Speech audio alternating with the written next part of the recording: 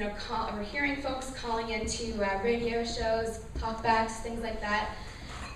So those are all very encouraging and positive actions that people are taking.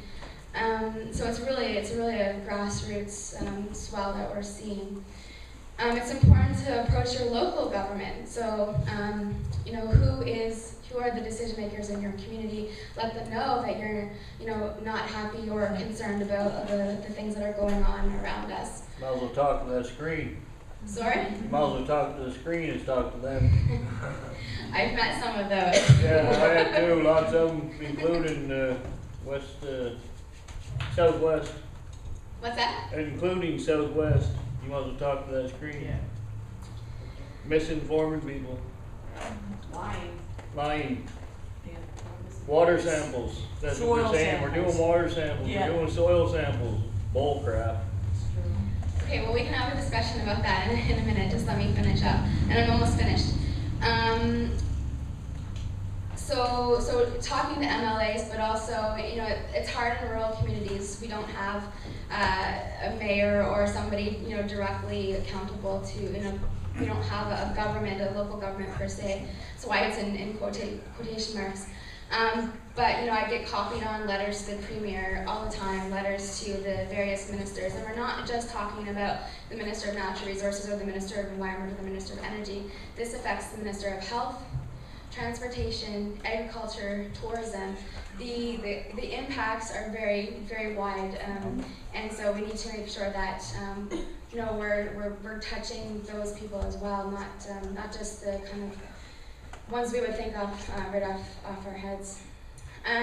Seeking legal counsel obviously is a tough one because it is expensive, and we found specifically through the community of Penobscot that we don't really have a lot of experts in New Brunswick who are either willing to take on these types of cases or that know much about really what they should be asking, or we just don't have those people here. So the community of Penobscot has really has found that challenging to find lawyers who can help and are good at it. And of course, industry has a lot more money than a community group or a nonprofit or landowners. So it's very hard to get that legal counsel. But if you know people and you have contacts, it's a good thing to check over, to read contracts if you're approached by corporations, to make sure that if it is something that you're wanting to do, then looking over those contracts, making sure that things are written in there that you can gain control over the situation. And that speaks to also researching the license of occupation agreements. Testing well water. So this is also the kind of single biggest question that we're getting at the office right now. What do I test for, and how do I do it, and where do I go, and how much does it cost? This is a really tricky one, and it's hard to advise on. Do we test for all potential, fracking chemicals that are in existence? Do we test for the ones that industry has told us about? We don't really know, and of course, the more tests you do, the more expensive it gets, and that burden on landowners is quite extensive. So, basic drinking water tests are important, including methane gas. That's going to be an indicator and an important baseline parameter to have. And we will have up on our website kind of a package advice for people looking to make sure that they get the well water tests that they need. RPC is a laboratory in Fredericton. It's kind of the best laboratory that we have really in Atlantic Canada, and they don't do methane gas tests themselves, but they'll accept the samples and then they subcontract that work out, and it costs $90 to get a methane test.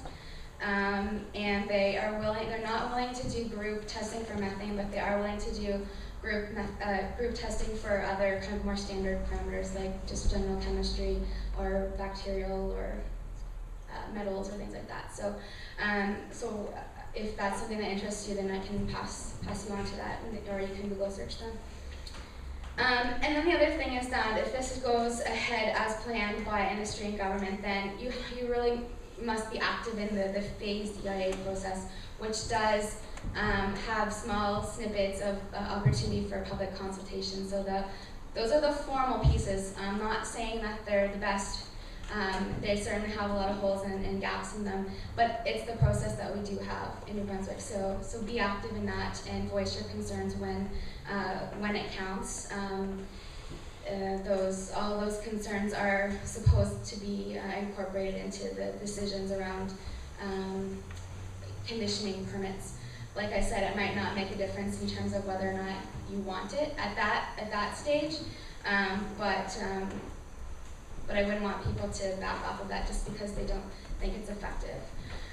But of course, we're at a stage right now where the public opposition is growing, and we can continue to grow that. So at Conservation Council, we have a shale gas alert campaign, is what we're calling it, and I'm the coordinator. So I've got 2 roles. So these are our resources. We have a website. We have a primer that we wrote last summer, which is 14 pages long, but it's a fairly easy document to read. It's not overly technical, and that's available on our website. We're out of prints right now because apparently it's in demand. We have an email list, so if you want to be added to my listserv, where I send out kind of weekly updates on either kind of media, things that are in the media, or events that are happening in communities that you can become a part of, or it's just a way of communicating between communities, because one thing we all know, we're geographically diverse. In New Brunswick, it's hard to get together, coordinate our efforts because we live a long ways from each other. So using, social media and internet to kind of help us do that is important. We have a Facebook group which you can join. We also do screenings of the documentary Gasland wherever it's wanted.